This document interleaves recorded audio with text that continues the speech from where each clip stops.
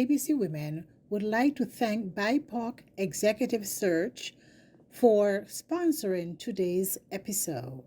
The BIPOC Executive Search app is here for you. Get information about job opportunities we're recruiting for. Keep up to date and in the know about career news tailored to Indigenous, Black, and other racialized audiences.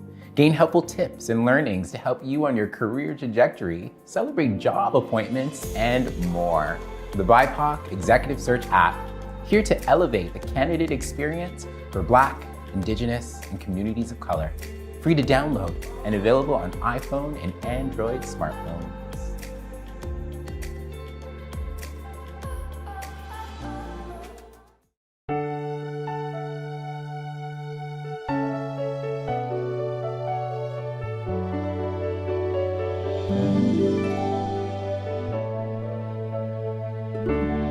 Look how far you have come on your own, but never alone.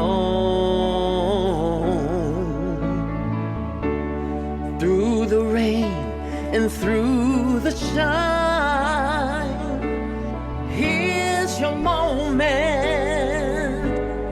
it's your time. You stood tall and now you see, standing in your destiny. 100 woman growing strong. 100 woman where you belong.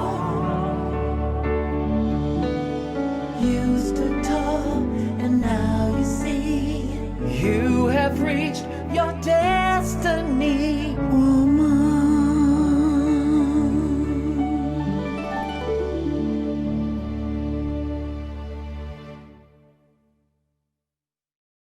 100 ABC Women would like to take this opportunity to welcome our viewers and listening audience, families, friends, and our sponsors to our inspirational conversations, fireside chats with 100 ABC honorees.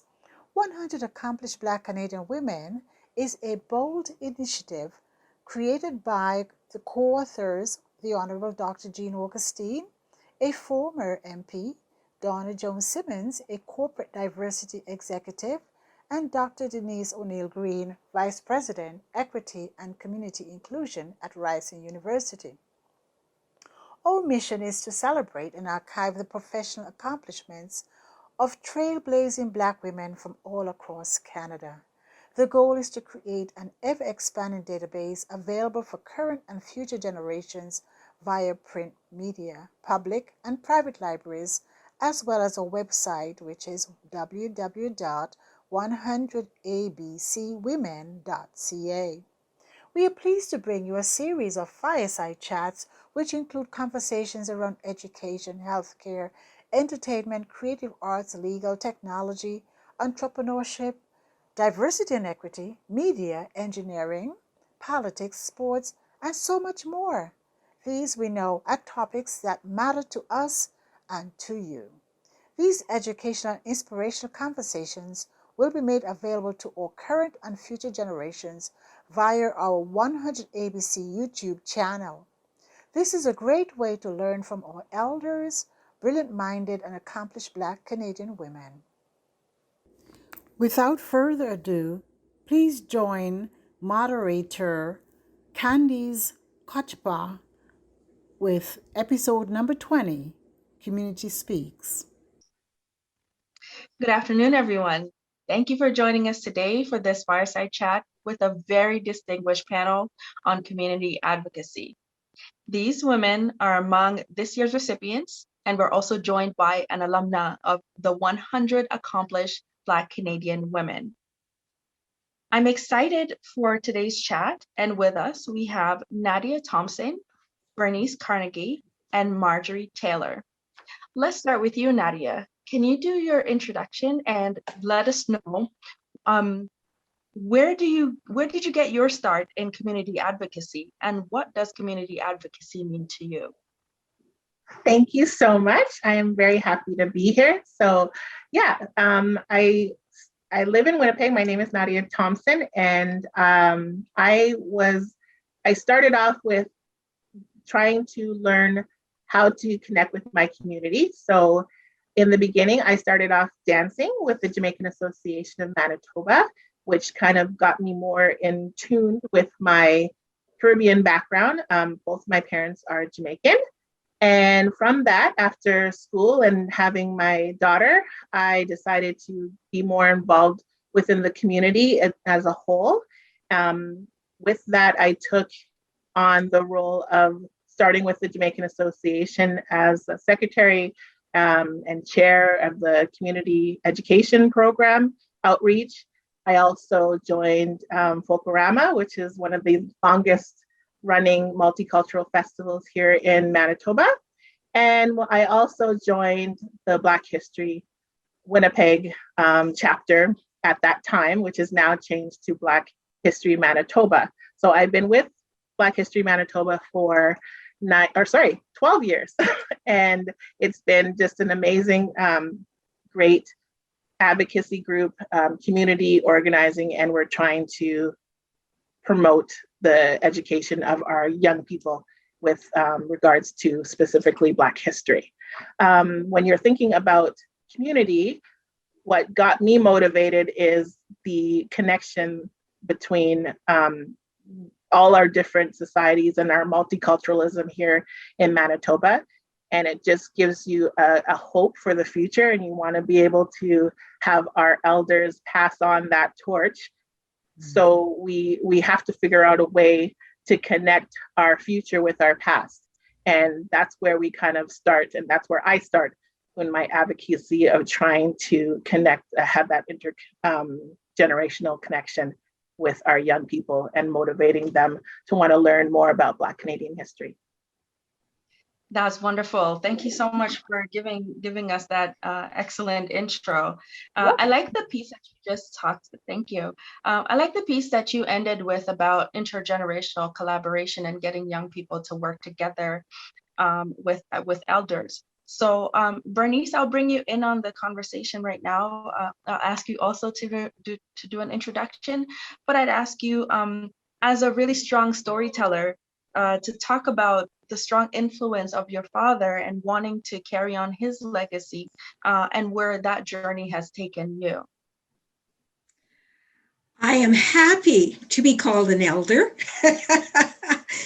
and to be interacting with some of our younger generation, or at least one of our younger generation here. And I had an interesting start to getting involved in community. When I was thinking about it, I realized that I actually started in school because I was the only Black student in my classes for my first 14 years of school. And I took opportunities to speak usually in English class, to share initiatives or thoughts around being Black, because I knew that none of my schoolmates would have any understanding of it at all. But a lot of it comes from sometimes your DNA. And my DNA is my mom and dad, Audrey and Herb Carnegie.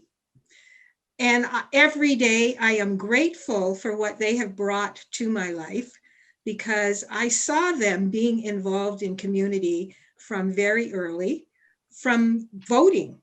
Our home used to be used as a voting poll, because back then things weren't as as advanced as they are now. And my father, the hockey player, many of you may have known that he was a prominent Black hockey player on all white hockey teams, wanted to be in the NHL, didn't make it there. There was definitely a racial barrier. And I didn't learn about what it was like for him until I was really a teenager. But what I saw him do when he left hockey was he actually started the first registered hockey school in Canada. So he went right out into the community because that was his way of saying we need to change things. And so he started that in his mid-30s, and I joined him in my mid-30s to really get involved in the community. I ended up working as a financial advisor with my dad, and he took me to schools with him, where he was sharing his values about future ACEs, speaking about attitude and cooperation and empathy for others and service and giving back.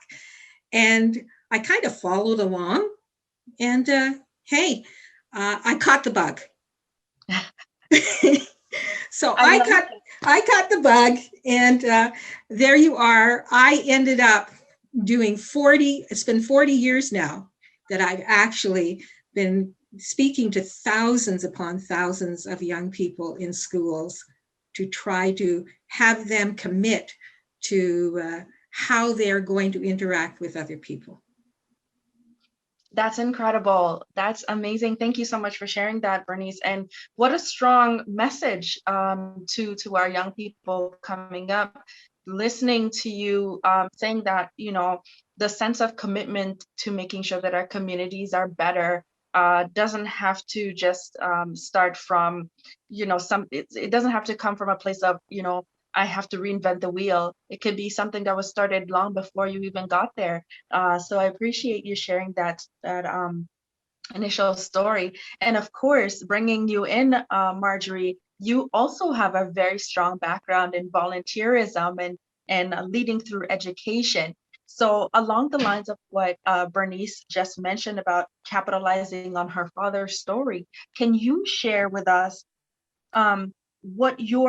can you talk a little bit about why you place so much emphasis on the combination of education and volunteerism?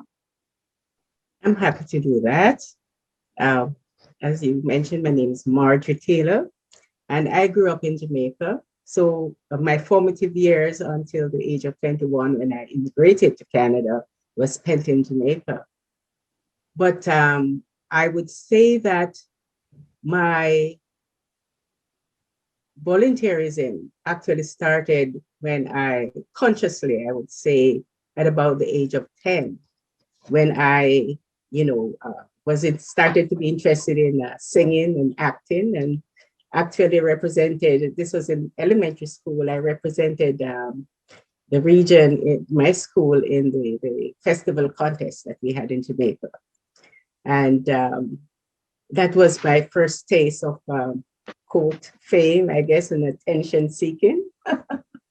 and that carried through to this age. I was very involved at high school, in my church, in the community. And when I came to Canada, I got involved with my workplace, church again, school, doing whatever I could to the benefit of others. I truly believe that in volunteerism, because it turns the wheel, actually.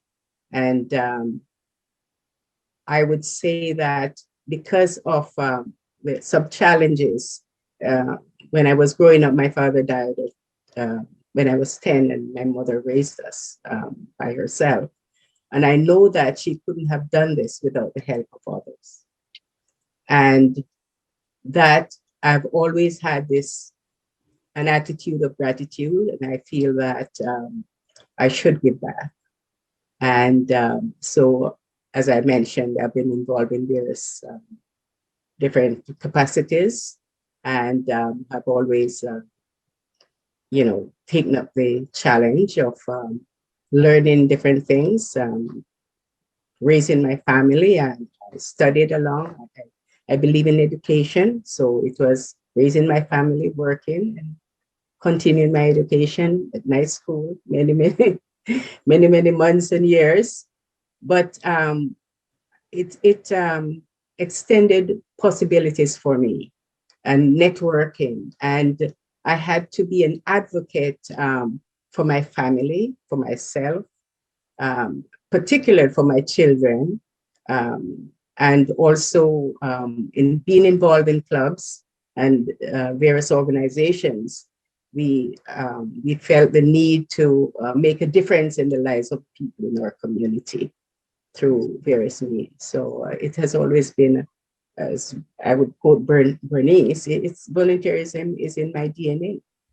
And I'm happy to continue. And then now I'm considered an elder statesperson, which I'm proud of that.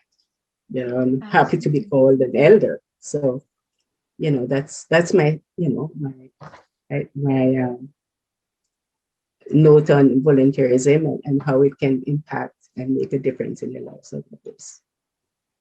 Thank you. Thank you for sharing. All three of you have talked quite a bit in your introductory statements about the impact that your family and your immediate community has had on your love for volunteerism and community advocacy. So I'd like to just ask you, in the context of today's experiences, I know over time there has been a lot of emphasis placed on volunteerism as a way to give back, but how do you keep your resiliency in the face of so much now? In the media, there's so much challenges that are visible within Black communities, external forces that continue to try to shape Black narrative.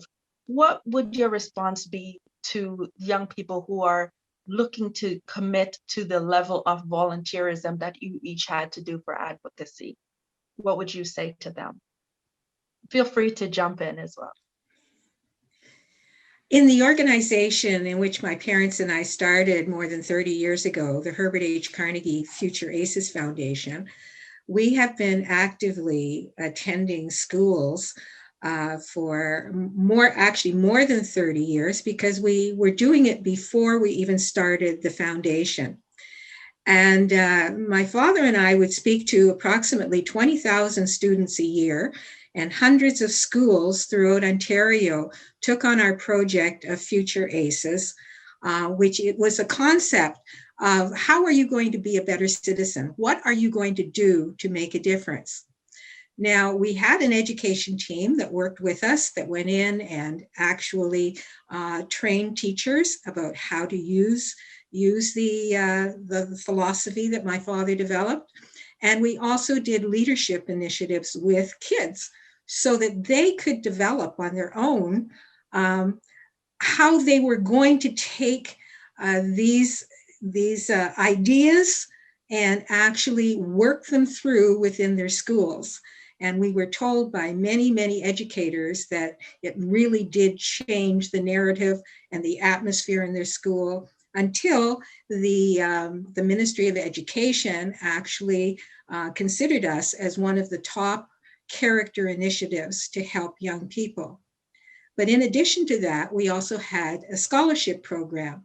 So you want to encourage kids to actually empower themselves, because until we get our kids empowering themselves to stand up for who they can be, because there's lots of crap that's going to happen, and we're seeing it all the time right now.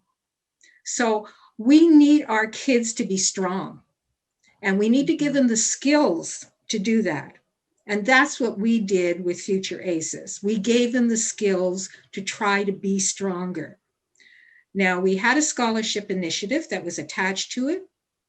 It was a national scholarship, and we have given out over $900,000 in scholarships to young people who may not have known who we were, but who actually were in their community. They weren't doing 40 hours of community service just to get their high school diploma.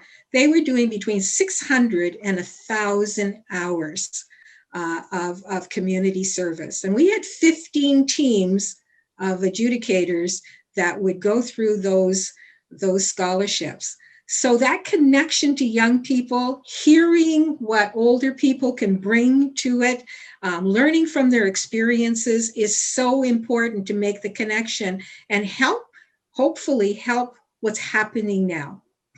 And I'm now getting a lot of emails where people are saying, I remember, I still have my Future Aces awards. That's what made me strong.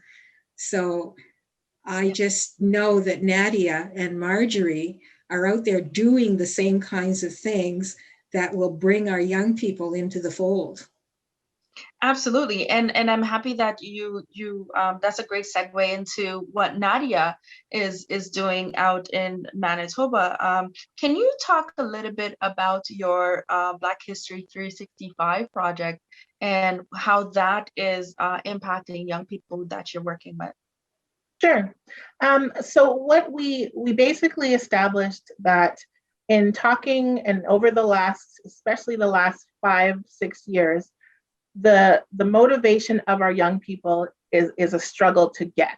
And as we're talking further to more and just expanding our network, we realize that it's not just a problem within our community, it's a problem within a lot of different communities. So we tried to figure out a way, how do we motivate and how do we encourage and how do we, sponsor and just give them an outlet or somehow to connect to education and knowledge of Black history.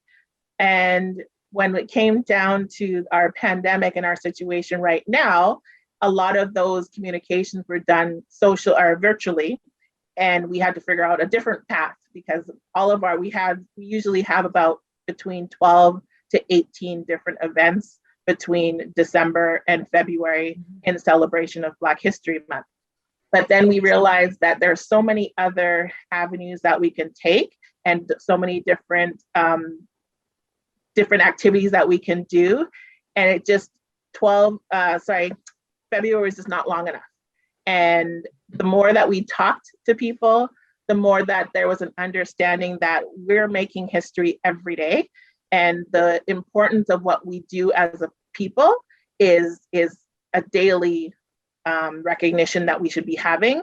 And with education and how we can change the way society looks at Black history, we figured that there was only one way to do that, and that's to change the narrative and have a Black history 365 days a year. And it's just little things that make those changes come about. For example, we had a teacher that was looking for information regarding Canadian Black history, and we were one of the last people he went to because our name was actually Black History Month, Manitoba. And because it was not Black History Month, he just assumed that we were not doing anything and we were not going to be able to be reached. So we've always taken the onus to say we're always available. We are not just a February group. And the volunteers that we have are just phenomenal. And if we don't know the answer, we will find somebody that does. So we want to make sure that we continue that motivation that we have right now by bringing different activities and different ways to learn about Black history all throughout the year. So we have, we develop a new website and we've on Facebook and Instagram and just trying to figure out how best we can connect with this generation that is so overwhelmed. And I think that's I know I'm kind of edging into the question that you asked previously, but the way that we can connect our young people with what we're doing is to give them some kind of connection, give them a way to feel like they're being listened to, that they're being acknowledged, that what we're doing is focusing on what their needs are right now. And I think that sometimes is overlooked and they don't realize that, there's a connection there for you. There's a benefit for you. There's something that you can take from this, and we need them in order to fulfill what we have to do, because we're all going to be elders at some point, and we need somebody to take that spot. I'm like, I'm gonna be right there. I want to be an elder so badly. To be an elder too. I love that. I love the fact that each of you have already talked about that intergenerational collaboration in a very organic way. So I appreciate that. And Nadia, to your point, you know, you're bringing history into view with for these young people, but you're also meeting them where they are, right?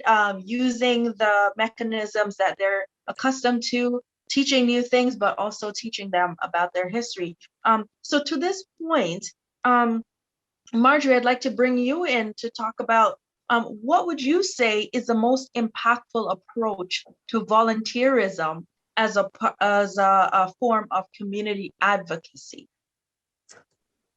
I would say that many people would say, you know, I don't have the time to volunteer. Mm-hmm. And I would say to them, it doesn't have to be an extensive period of time.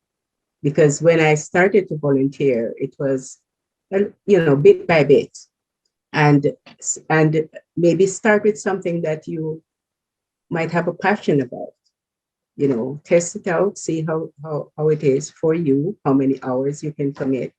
But Yes. I think that is very important for them to know how important volunteerism in the community, not only from a mental health point of view, a spiritual point of view, but a financial point of view. Let's just imagine that without the volunteer hours that people have put in, you know, even the government would suffer, I think, economically, because we're talking about hours of time, of dedicated hours, not of, you know, that are spiritually and, you know, altruistically rewarded, but not necessarily financial. So just think about the fact that if you didn't have all these volunteers that and cost it, you would see the economic value of all those hours that are freely given to the benefit of others, because that's really what volunteerism is about. It's enhancing the lives of an individual or supporting a cause, being an advocate in your community for making a difference to help someone or some group to realize, you know, possibilities or change laws that, you know, might be discriminatory, you know, to help to encourage kids to stay in school, you know, to mentor them. I think mentoring is a huge part of volunteerism, because, you know, mentoring means, you know, helping others, but being an example as well, you know, giving back, you know, raising somebody, you know, lifting them up, you know, and so that they can be successful. I've had the opportunity of working with 3 main organizations: the Kiwanis Club of Brampton, United Achievers Club, and Congress of Black Women of Brampton. And all these are involved with children and youth. And, you know, in collaborating with them, you know, we enable people to find their voices, as Bernice says, to become strong, become capable, you know, to the point where they can advocate for themselves or make changes that will enhance the lives of others. And that is so important, because I just want you to think about this one thing. What would life be like if nobody gave of themselves? Our communities would be just terrible if everybody was thinking about themselves and that's all they thought about.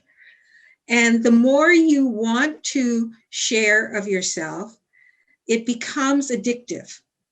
It actually becomes addictive, and you can't help yourself. I know that when I was the executive director of our foundation, and I built that foundation, 17 years of my life I put into building that organization.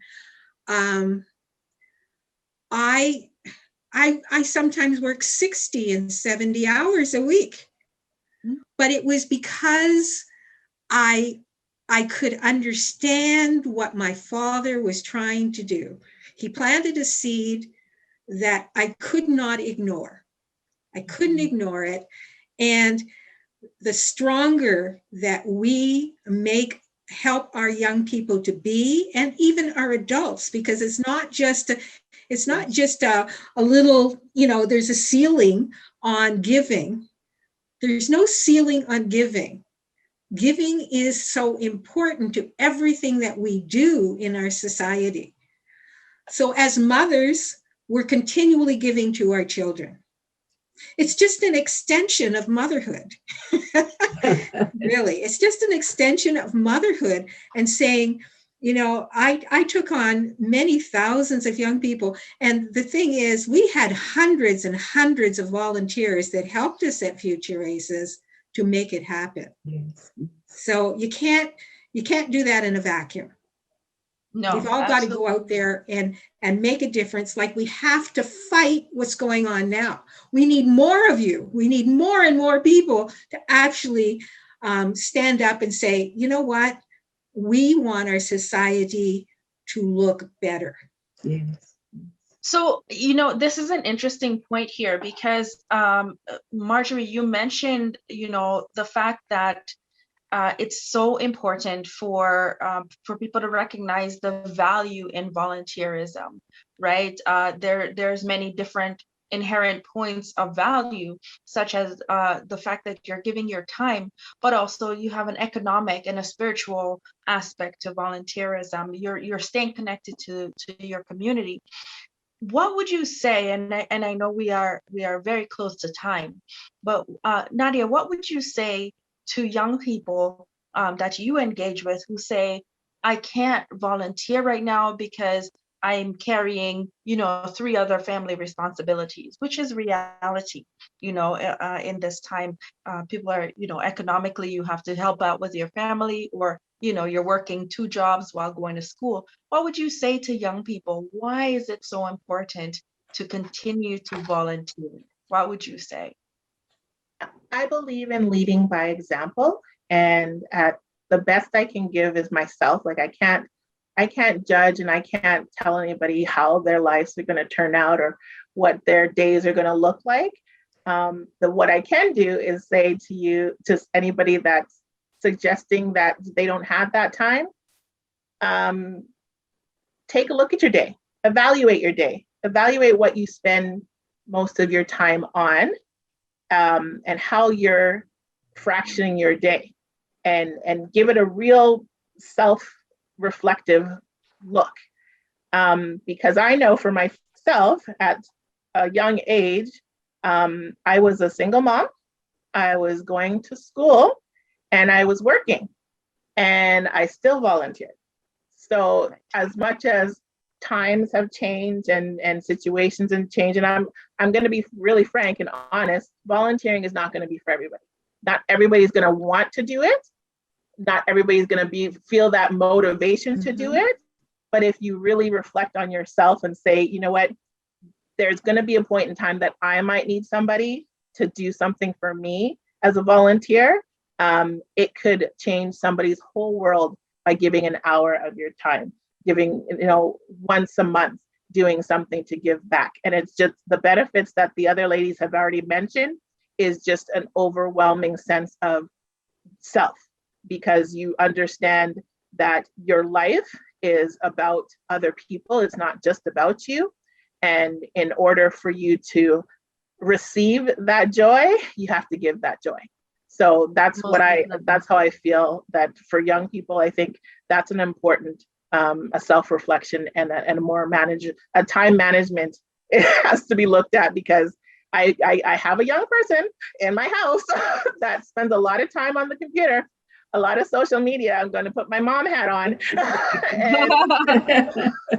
and say, if you took away one of those hours and gave it to something else, gave it to community, gave it to sports, gave it to music, whatever you feel that speaks to you, it will make a huge difference in your life. Thank you for that. And so we have less than a minute to go, but I just wanted to put that out to both you, Marjorie and Bernice as well. What would a message be from you to young people on why they should continue to volunteer, or if they haven't started volunteering as a mechanism for community advocacy, why should they start? What's your defining statement? All they have to do is actually talk to their parents and their grandparents and find out their stories and how important their own family story is of how their family got to where they are. And hopefully what it will do is lead them to a place where they go, okay, it's up to me now to pick up the journey. And I was very privileged to have my father write a book, A Fly in a Pail of Milk. And what that did for me, A Fly in a Pail of Milk, the Herb Carnegie story, and what that really did for me was it gave me an opportunity to actually see into who my father was and why he did what he did. Because the story is full of his journey and the reasons that he was doing things. And then I had the opportunity to add a part 2 to the book, lessons passed on from father to daughter. And I feel like I've given that to my children, an opportunity for them to look into my thoughts and feelings and why should they carry on. So we need to be cognizant of what came before so that we can stand on those shoulders to move forward. And they will have a reason for wanting to do it when it's personal. Absolutely agree with that. Love that statement. And for you, Marjorie, what would you say? How would you define the importance of volunteerism as a community advocacy? How would you define that for young people? Well, yeah, in terms of young people, I've been involved in specifically in Brampton and with United Futures Club with young folks for like 25 years, without a break. And I've had the privilege of interviewing many young students graduating from high school and going on to university who have, I've had the opportunity through the interviews and to speak with them, to in essence mentor them, and one of the things, one of the aspects that we emphasize is volunteerism, to give back, and I would say that I'm a bit concerned that when they do go to university, they get so busy that they sometimes neglect, all those wonderful activities of volunteerism that they used to do. So we are intent in continuing to encourage them. We cannot preach at them. We can encourage them and, sort of advise them on ways in which they could, volunteer that would fit into their schedules. And one of the things, I have 3 sons who don't volunteer as much as I would like them to see them do. But one of the things I would like to say to students, the youth, and everyone is that when you are an elder like myself, certain things that like, yes, education is important, but relationships and how you help others is just as important. And, when you are older and facing your vulnerabilities, that's what you talk about is not that you are a CEO of a firm and you have a PhD and that sort of thing. If you don't have any friends, if you don't have a network of people that can look at, say, how are you doing during this pandemic, for instance? Do you have somebody who is calling you and saying, how are you doing? Yes. This is what it means, to interact. So I would emphasize that aspect to say that they will get more out of it than maybe the people they're helping. They just have to try it. And I would encourage them to do that. Oh, wow. That is so powerful.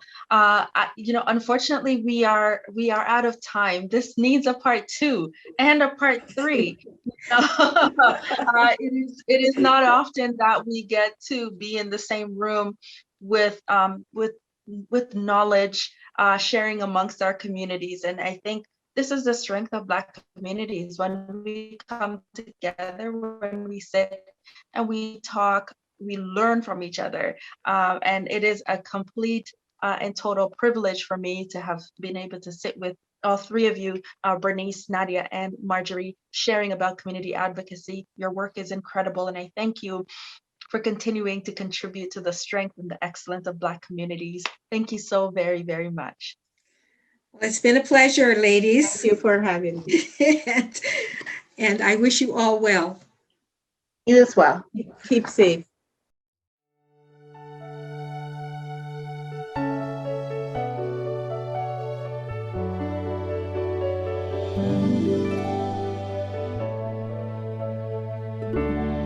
Look how far you have come on your own, but never alone.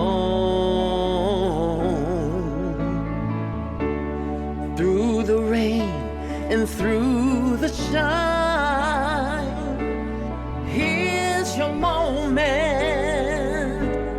it's your time. You stood tall and now you see, standing in your destiny. One